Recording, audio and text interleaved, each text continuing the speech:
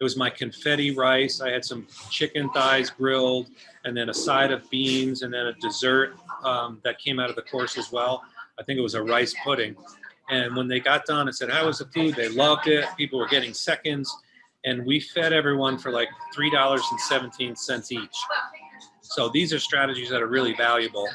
Yeah, I like the thought that it's not prison gruel, because and unless you've bought a lot of foods to store up, to get prepped out, most idea of people of living it through some sort of prolonged grid down or prolonged supply chain disruption is MREs 3 times a day, and they can't get out of that vision of they're going to eat the same thing 3 meals a day. Why would you have ever consider doing that when you have so much abundance around?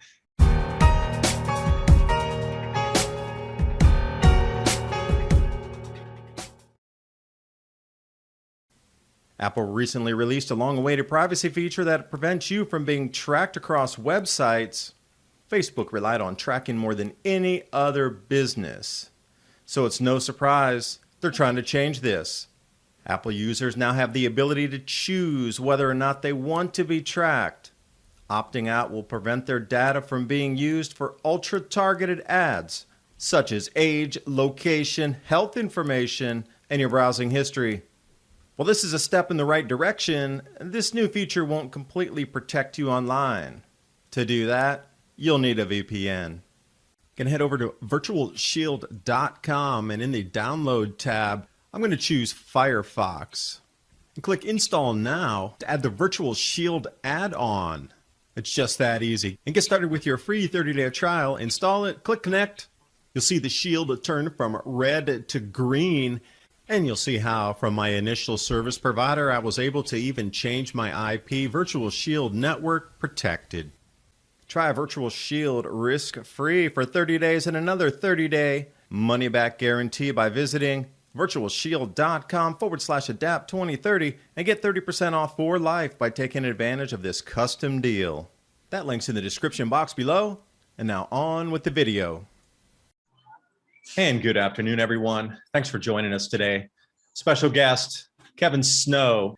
A lot of the things I talk about, crop losses here, economic reductions over there, but today it's going to be more about what we can do about it. So we're going to talk about harvest eating, and Chef Keith Snow has the Harvest Eating YouTube channel. Also, if you go back and look at some of the prior videos there, had the television series of Harvest Eating, and then also right over on harvesteating.com. Today's talk is going to be all about how to store foods for a longer amount of time, because right now things are bountiful in the harvest. If you go to farmers co-ops, you're going to find every bin's full. Bulk buying, I buy from the Amish down the road. They had 15 pounds of green beans for $15, but that's in a bulk.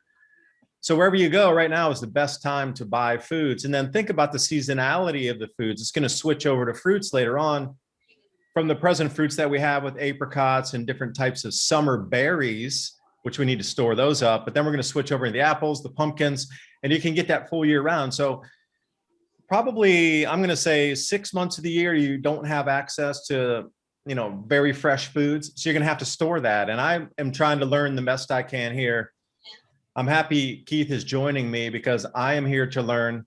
And I'm really hoping that today's talk is going to give you some very solid information that you can share with your friends, your families, help you save money, help you have a healthier, diet moving through. I know canned foods have a lot of sodium, and I store food as well, but I like to mix fresh in when I have a chance. And this is what it's all about today.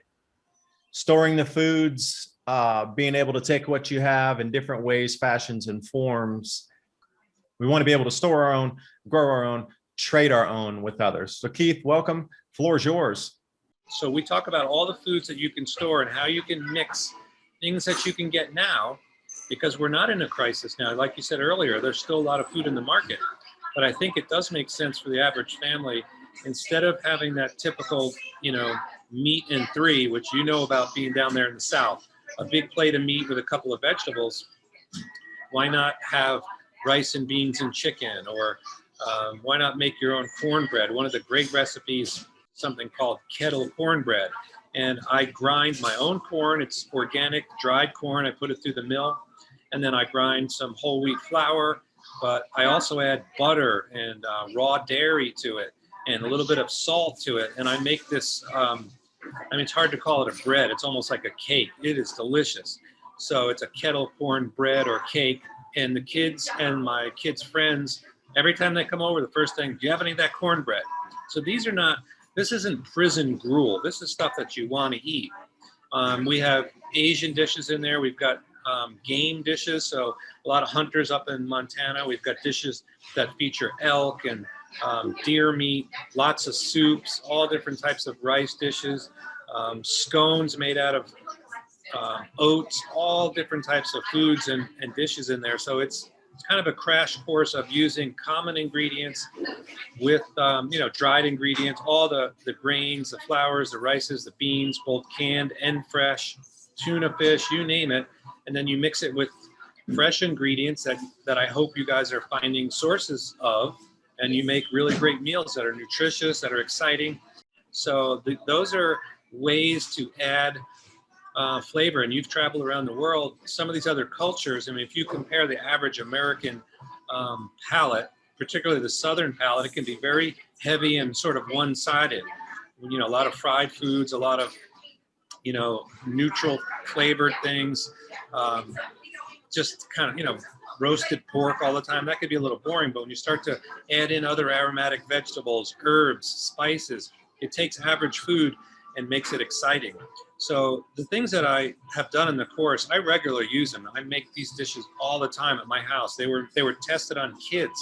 So people ask, well, will my kids eat it? My kids eat it, and they're used to really fine foods, and they'll eat these things, and they love them. My son, I've got to tell him, no, I'm not making you rice and beans again. You need to eat, this or that. The recipes can be downloaded as PDFs. So we try to make the information, easily accessible in case there was a time when you couldn't get on the internet. We're also going to be turning it into a book. As you mentioned earlier, I'm a cookbook author. It's called the Harvest Eating Cookbook. It is available on Amazon. So we're going to turn the Food Storage Feast into some kind of a book that anybody that joins the course will get a copy of when it's done. It's been in the works a long time, but it's something that I want to do. But overall, I just think it is a very good education. We also show freeze-dried and dehydrated foods in there. It's not solely that. There's one section on freeze-dried foods, probably has 15 or 20 videos, beef, the vegetables, dried carrots, onions, all those things, bell peppers, tomato powder. We show how to make lots of different foods with those, split peas, bean soups, all of that. That's important too. But I try not to use that stuff when I don't have to. So it's something that I think, going into what we're going into, particularly with the food inflation, this is where I'm very sensitive. I have 3 kids. We have an above average income, so we're not super worried about groceries. But I know a lot of families that have lots and lots of kids, and it can be expensive. And, I was at the store the other day. The little lousy steak was like $18. This thing was, 1/4-inch thick, wasn't grass-fed, wasn't good at all. I'm seeing the prices of food and dairy really go up. And I love to, like at the end of the meal, the other day it's 5 of us in my family, and they had 2 friends over. So there were 7 people. And I made this dish for them. I think it was my confetti rice. I had some chicken thighs grilled, and then a side of beans, and then a dessert that came out of the course as well. I think it was a rice pudding. And when they got done, I said, how was the food? They loved it. People were getting seconds. And we fed everyone for like $3.17 each. So these are strategies that are really valuable. Yeah, and I like the thought that it's not prison gruel, because unless you've bought a lot of foods to store up to get prepped out, most idea of people of living it through some sort of prolonged grid down or prolonged supply chain disruption is MREs 3 times a day, and they can't get out of that vision of they're going to eat the same thing 3 meals a day. Why would you have ever consider doing that when you have so much abundance around? If you're prepared, so you could have pancakes in the morning, you could have eggs or powdered milk or whatever, even if you got access to the dairies and access to, the further you are in the farm country, the better you are, because you're stuck in the city, you're going for powdered milk. You're out here in the countryside, you're going down to your local neighbor who does have a dairy farm and getting real milk from the cow. It's all relative. So where's your location at? Are you in a city? Are you in the suburb? Are you out in the rural area? Are you way out in farm country? Because you could be in a rural area. I mean, you could be in the middle of like a pine forest somewhere, in Montana. No, we're not even remotely close to any farms, but you're still super rural. And depending if you're rural and in farmland. So there's a whole bunch of variables to think about, but prison gruel is not on my menu in any way, shape, or form. Yeah, no, and it's not on mine either. And we're a family that loves soup, for instance. And I grew up. My mom is Italian. She actually recently passed. She was 93, almost 94, and she definitely quoted and said her longevity was because she ate soup every day. And soup is, just one great example of, and you can combine fresh ingredients with pantry staples like I recommend in the course and make giant pots of soup that are filled with nutrition, fiber, vegetables, meats, healthy bone broths. These are things that it's a great skill to have. And we make a large pot of soup, and I'll make a white bean soup, for instance. I'll use heirloom beans. Sometimes I'll use freeze-dried onions in there, but celery, carrot, onions, herbs from the garden. I'll go and put a bunch of kale into it. Old bread, I'll chop it up and make breadcrumbs. I mean, not breadcrumbs, but bread cubes that are toasted with garlic and olive oil. I'll put those in there. Parmesan cheese, all kinds of things that make these bowls of soup that it's a meal. You don't have anything else. Maybe you have dessert afterwards, but we serve this at our house all the time. And a big giant pot of soup like that, it can be made for, I don't know, $8, $10 maybe. And you can serve 5 people 3 times with it. And you're not suffering, you're enjoying it. I mean, it's gourmet food, it's delicious. All kinds of texture, little diced tomatoes, onions, garlic. These are simple strategies to get into. And, you mentioned where you are in the country. At one point, I was living on a farm, and my neighbor had 150 acres. He had a great big house, loads of cattle, all the room in the world. And we were out in the country, 6 miles out in the country. The wife would put the kids in the car in the morning, drive into town, and buy them Bojangles for breakfast. They'd come back and they'd sit there and eat Bojangles. And I mean, I'm just sitting there thinking, I don't understand this. And you go into their pantry. These are very, very well-educated, well-off people. Nothing. An old thing of cornmeal, some ice pops in the freezer, maybe a, Swanson's breakfast sausage, just no food. And you can't, if you're in that kind of mindset where you're constantly running to the store, running to fast food, you're not going to be healthy. You're wasting a lot of money. There's no enjoyment in eating that stuff. I mean, I tried one time. I was at some kind of a church event, and they had Bojangles biscuits. I don't know what was on it. I took one bite of that thing. It was scary. I mean, I can't eat that kind of food, and I don't think anybody should. So learning how to make these kind of dishes and these old school soups and stews, they feed a lot of people. It stretches your budget, and it's real food. So very important. Yeah, gourmet food and a grid down. And again, if you had cornmeal and you have yeast and you have a large container, you can ferment that. And if you have a still, you can make your own alcohol. Just saying, we are in the South down here with the moonshine, No, I know. Just throwing it out. Trust me, I've had some videographers that were Southern boys, and we would film Harvest Eating TV shows, and these guys would pull out little mason jars of this clear liquid for me. Quart jars, yeah. Yeah, serious stuff. And I hope you did get a bunch of useful information, because we could have talked about all the nasty things going on, but you can get enough of that. You can get a basket full and then some, but it's going to your favorite news channel. So we thought we'd keep it on a light note today, try to give incredible value to help you and your families get prepared through these changes that are not coming anymore. Forget the coming, they're here now. It's manifesting now. It's going through the motion now. There's no more it's here. If you haven't seen that yet, I'm sorry, you're not looking, or you're cognitively putting that to the side there, like I don't want to deal with it. One of those two, but the changes are here. Dealing with it is another thing. You can, face it head on, grab the bull by the horns, get excited about the lifestyle changes that are upon us, knowing that you might have more freedom in many different ways in terms of your food sovereignty and being able to live in a little bit healthier, more in balance with your natural surroundings, because these changes are coming. Like the old lifestyle, we're not going back there. So the changes that are here, you can embrace them, you can fear them, you can cower from them and try to take your mind back to the old world, which will not exist again in our lifetimes, nor for the rest of many more generations in the future. So it's all how you perceive the moments now moving forward, and to be able to put your fingers in the earth and grow your own food and take that same food and then be able to put it into your stomach within hours or minutes or, a short amount of time after you pick it or cure it.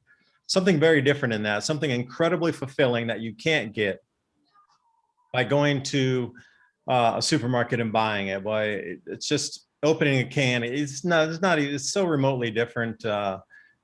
It's just being on a trampoline or getting into a space shuttle and launching. It's about the equivalent difference of something like that. I just wanted to say that I've been following your work for a long time. I'm not somebody that will quote somebody else without looking back and seeing, and I've watched a lot of things that you've talked about for going on 5 years now. And your research and the things that you've talked about, they are coming true. I've spoken with the farmers. The weather things are spot on. And I just wanted to mention, you talk about being self-sufficient. So back in January of 2020, I was reading international headlines about the virus and seeing lockdowns and shutdowns. And I remember telling people that I work with that this is coming here, and they laughed at me. But 6 weeks later, we shut down a resort that I was running as the food and beverage director. It was closed for quite a long time. So these things can happen. When we were locked down, we didn't need to go to the store. We didn't need to panic about toilet paper. I was like, this, being prepared and having a deep pantry, this works, because we had all the things, not just food. We had all the toiletries that we put away, but we were eating great meals at home. Yeah, I dug into some of our long-term stuff, but we had amazing meals, pasta dishes, breads, desserts, all kinds of food. We went into the freezer and had grass-fed meat in there. So this is really helpful stuff. And, I was patting myself on the back because I never really needed to use it, so to speak, before. I mean, I definitely recommend rotating through stored foods. But when we were locked down in 2020, we were home over a month, and we were cooking a lot of food because going to the supermarket was a major pain in the neck. So we really got to put it into use, and I really appreciate you giving me the time, and it's been interesting to get to know you, and I think we're on similar paths. So I wish you well with all your preparations and the channel, and if anybody needs to contact me, just go to harvesteating.com or the instagram.com/harvesteating. And I can be reached at keithsnow@gmail.com. So I'm out there and willing to help where I can. So thanks a lot, David. And before we sign off here, harvesteating.com, there's an enormous amount of free resources on there. I was just, going back to the site while you're finishing up, because I was looking at the recipes while you were talking. And what do you have? Like 12, 15 recipes right there on one of the drop-down menus that people can click on and jump in, and it links back to the video so you can watch how it's done. I mean, beyond anything else, the amount of free resources to get you started to fingers in on food storage, food preps, and then being able to cook something that is tasty, that's made from all the storable foods right here, harvesteating.com. So, excuse me, I wanted to make sure that everybody was aware that there's a huge gamut of information on there. And the only reason I'll finish with this thought, the only reason I know and could say with some certainty about how these changes were going to unfold, I just followed the cycles. In previous grand solar minimums, they did quite good reconstructions over the last 50 or 60 years of where it got cold. And once you started to see the same events started to happen in the same exact places again, with the same exact circumstance where the sun is going into a prolonged period of low solar activity for the next 2 solar cycles, it's just cycles, literally cycles. And once you find the cycle pattern, and you can give it maybe a soft start date somewhere, Then you would look for the periphery information of, okay, the outliers where it would start to snow and rain in Morocco along the east coast and the the west coast of Morocco on the Atlantic side. And sure enough, these things started to ping off. Algeria got an enormous amount of rainfall.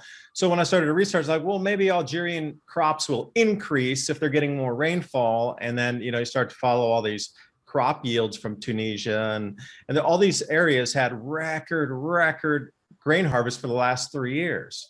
And you start to see deserts greening, and you just follow the patterns. And once you get the patterns set, then you can say, huh, well, if it intensified at this quickness, then we should look for losses along these bands, because they've mapped this out for the last at least very solid 3 cycles, possibly if you want to consider the late antique little ice age with that information, approximately 535 AD, about the volcanic eruptions and the sulfur dioxide drifting, and then the ash particulates across the Mediterranean area that really collapsed. That was the nail in the coffin for the Roman Empire, knowing that food shortages were then as well.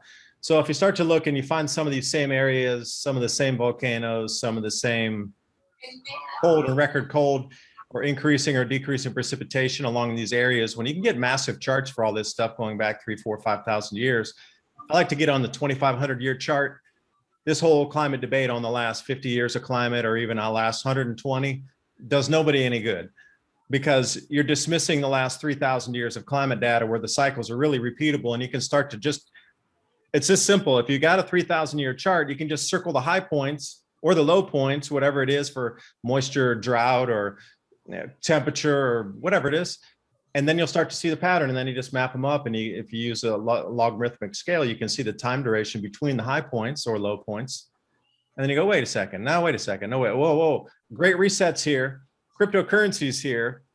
And we're spinning into another one of these low solar activities that's going to reset everything anyway. So let me see. What's going to be the most important thing during this time? Your ability to grow food, your ability to trade food, and your safety. And then you start to see these repeating patterns and cycles in history, but now it's pretty much in earnest now, the beginning point, either last year, or maybe if you would like to slide into the beginning of this year, which I think is a little late, I would put the start date of this grand solar minimum with the effects that are affecting society in earnest at 2019 to 2020. Now, as we start to progress through this, we got about 13 to 14 more years of real tumultuous, like not stable grow seasons. Wherever crops are grown commercially at this moment, they're going to need to be pushed further south.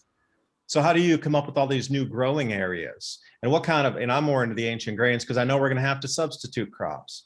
And where could you substitute a crop that has this much moisture and this much heat and this many degree cooling days that'll set a plant seed to start to germinate the following year? And then you start to do the research on this, and then you can kind of get a good forecast of where things might bend, move, and morph to. And then, you said, well, you've been on the money for 5 years. Well, all I do is research about where things moved in the past, where they might move in the future again, and where we sit today. So where would it be in 5 years from now? Yeah, well, that's kind of all I'm doing. Food is the most important thing, and food's going to be less and less. That's all I'm going to say it there. I can break it down into one thing. Your food price is going to skyrocket, double, triple, quadruple, like it has through every grand solar minimum. And food availability for 8 billion people is going to be substantially reduced. Then what? And I'll let you come up with your own conclusions of the then what will happen. Factory farm meats aren't going to do it. Yeah, well, most people, they've got their, like I do, fancy smartphone and so much technology. I mean, this can't possibly affect us is what they think. But most people are, watching TikTok and not doing the research like you have. So I'm definitely grateful for that, because not a lot of people want to look at graphs and historical growth charts and weather patterns, but it's important information. And I appreciate you mentioning my website. There's hundreds and hundreds of recipes and videos on there. I also do a weekly podcast, Harvest Eating Podcast. It's in iTunes, and that I've had since 2010. And I always talk about a recipe on there. And I've been talking more and more about food storage and growing. And I think it's what I'm solely focused on at this point, is adding food security and helping others to do the same. So yeah, good stuff, David. All right. Thank you. And I'll leave all the links in the description box below the video so you can follow up on a lot of things we talked about. And I'll even list some of the ancient grains because I know we ran through, and there's a probably handful of people that hadn't heard of a lot of these different types of grains before. They're not widely grown unless you go to, some African nations or you go to South America or something. You're not going to find a lot of this stuff. So you're going to have to seek it out. And that's part of the point too. So hopefully this will give you a couple breadcrumbs. Again, no pun intended. It's where you can start your journey to find your way down through different things in your culinary journey for food storage and also nutrition during these. Well, it's going to be lean times for some, but if you're prepared, you're going to be well taken care of. So Keith, I appreciate you joining. I learned a lot from you today too. I got a whole list of things that I'll take notes for too, of my action list that is way back in the back of the radar that needs to be front and center. Yeah, well, we all have that, and I appreciate the time, David. Okay, bye for now.